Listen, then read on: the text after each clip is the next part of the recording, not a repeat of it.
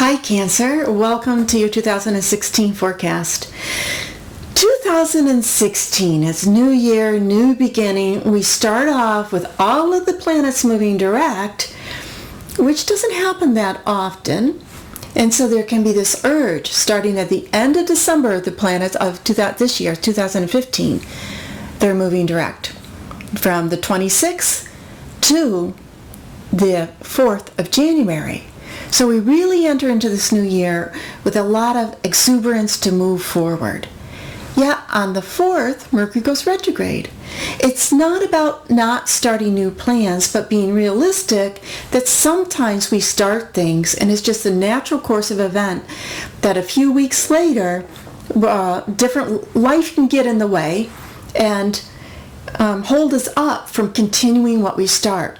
And there's things that we don't want to do all the time anyway. Think of a certain strict fasting thing or juice cleansing, right? You don't want to do that 365 days out of the year, and it can be appropriate. So use the Mercury retrograde with doing something that can be appropriate to do again when Mercury goes retrograde the next time. And it's going to go retrograde 4 times this year, all in earth signs for you.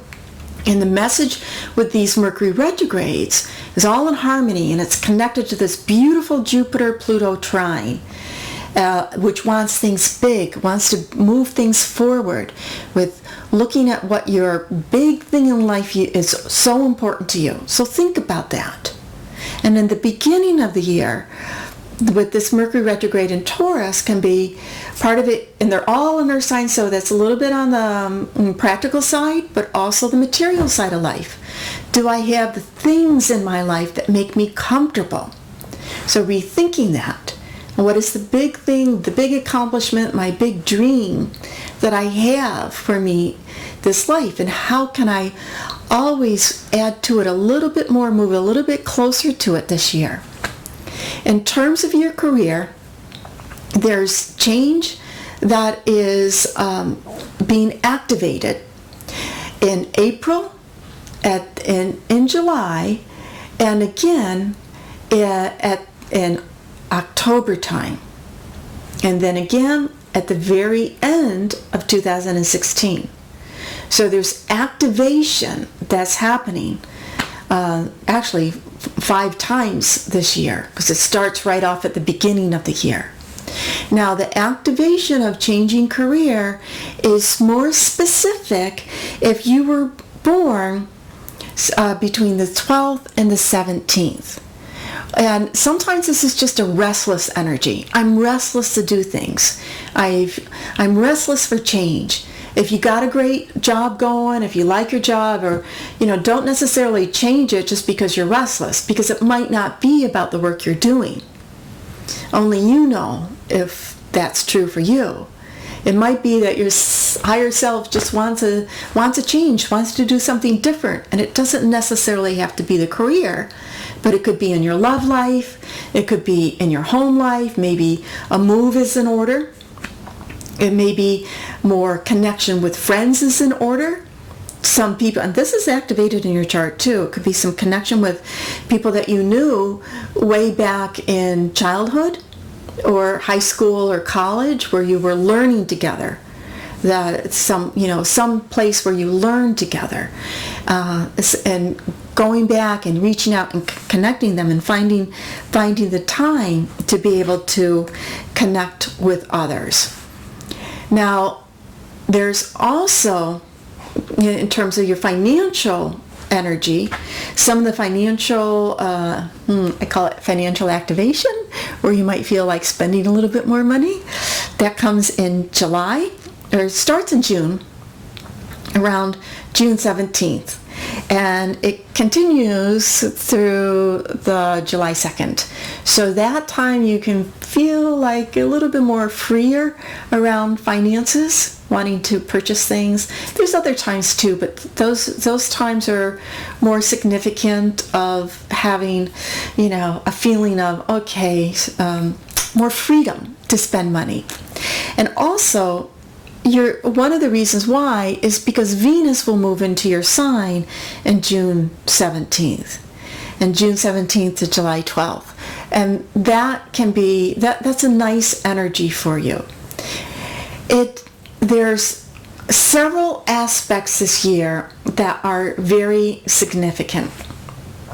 One is a Saturn Jupiter square. The other one is Saturn Neptune square.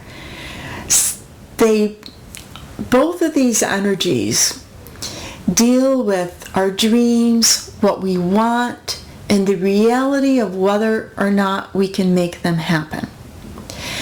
And this can impact you specifically. That has to do with, the messages from the universe, they come through and they give us hints to know what to do for the larger message, which is how do we make these dreams happen. And for you, it has something to do with communication. It has something to do with being able to be patient and figuring out the details of little things to learn, whether it's a computer program, whether it's software, whether it's how to do something in a hobby, the technique of it. You know what's right for you. And then there's another way that's saying the opportunity for you to manifest your dreams is also going to come up through communicating more in detail how you feel, what you think.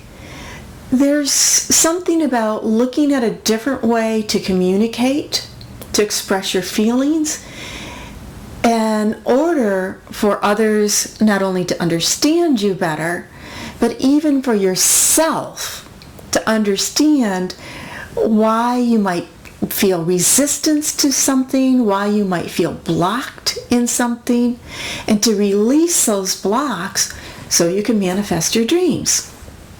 So part of that is, okay, let me look at my ways and means of thinking and communicating. There's this energy is very strong from March. March is a strong time. June is another strong time. Getting things together. It's really probably especially strong for you in June. And that can be a time of spiritual cleansing, releasing. Okay, I need to release this. I need to let go of that. And then another time of seeing how well you've done that work, how well you've perhaps practiced communicating in a different way, in a stronger way. You'll see the manifestation of that by September. And also this birthday energy for you, this, in your birthday month, there is this Mars, we got this Mars energy happening in April, where Mars goes retrograde in Sagittarius and goes back into Scorpio and goes direct June 29th in Scorpio. That's a water sign. You're a water sign. So and Mars will be in Scorpio for several weeks this year. You will feel it especially in May, June, and July. That is putting effort and energy into the things that you love. Now, it might also be being a little bit more aggressive with your lover. I really want to do this. Why can't we do this? Let's make this happen. Are you here? Are you with me or are you not with me? Are you committed or are you not committed? What do we have together? If you're in a long-term relationship, then it can be more about doing things or reconnecting in a stronger, more passionate way. If you're dating, then it's like, what's going on here? Not wanting just to know, cut to the chase, get to the bottom of it. Are we in a committed relationship? Do we have it together or not have it together? And cutting your losses, so to speak, to move on to another possibility in love and romance. It's also a very good time of expressing yourself creatively. So your creative self-expression, which is the theme, not just about communicating, which is part of it, but also artistically, doing something that you love to do, whether it's dancing, whether it's art, we all have our own way of being creative. As we move through the second half of the year, when we get into September, it's a very active month. We have 2 eclipses, and we have Jupiter going into Libra. And Jupiter going into Libra can bring you more expansion. You might finally get your home the way you want it, your room the way you want it, just very beautifying it. And maybe some more connections with family or people that you feel close to. They're like family to you. And having more peace at home. Feeling that your home front is more balanced, perhaps having more balance in your home. Also in September, like I said, it's the end of that Saturn-Neptune square, about manifesting your dreams, letting go of where you've been disappointed and putting effort into what you can do to make your dreams come true, make your vision come true. And then Pluto on the 26th of September goes direct. And that movement, now if you were born either on the 7th, 8th, or 9th of July, there may be circumstances in your life where you feel that you want to take more control of your life. I want to be more in control of this. I want to, manifest really strong. It's like, I want this and I don't want that.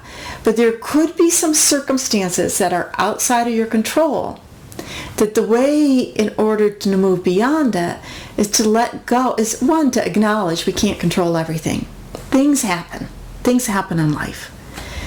And making peace with what is, letting it go, and then being able to move on. And being able to do that can be extremely empowering. And that energy, especially if you were born those days, you could feel that message stronger, the end of September.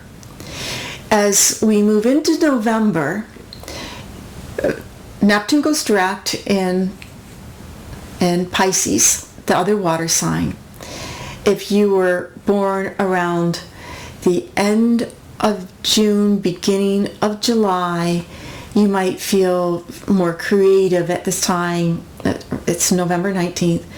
But there's another significant, what's called aspect, planetary energy, November 24th, and that's with Jupiter, which has gone into Libra, remember, squaring Pluto.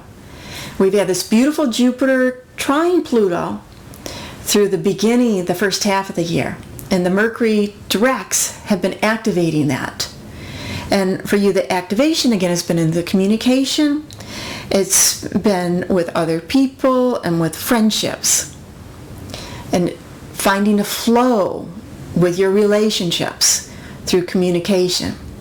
Now that we get to the square at the end of November, it's the aspects always go back to the conjunction. Jupiter-Pluto conjunction, which wants things big. What's my big dream in life? And the square is like, okay, let me activate it. Let me do something about it. This is how I always wanted something to do. And then we get to the end of December of 2016. Jupiter is opposite Uranus, and Uranus is station going direct. And what that means is there's just all this exciting energy. And it's about being able to manifest your own individual, can be very spiritual awakening and acknowledgement of the uniqueness of who you are and what you came onto the planet for your thumbprint, for you to do, for you to be. Thanks so much for listening, and please subscribe. There's a button down there somewhere. So you can find me again. I'm at the bottom of the line in Google's eyes. And also, if you would, leave me a comment. Tell me what you think and what your dreams are for 2016. Thanks so much.